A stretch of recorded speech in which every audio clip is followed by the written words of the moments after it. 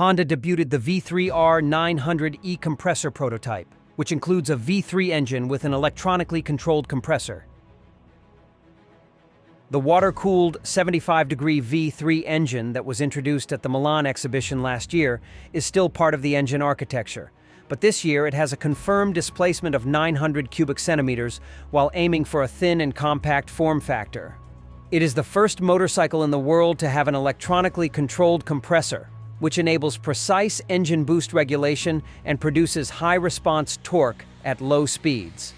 Despite its 900 cubic centimeter displacement, this achieves requirements that improve environmental efficiency and provides performance comparable to a 1,200 cubic centimeter engine.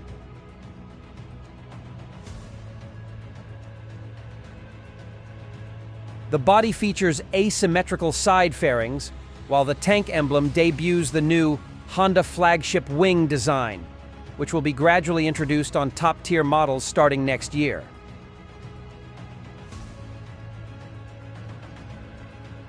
The development team's objective is to deliver compelling products that surpass customer expectations in order to realize the joy of free and fun mobility described in Honda's 2030 vision.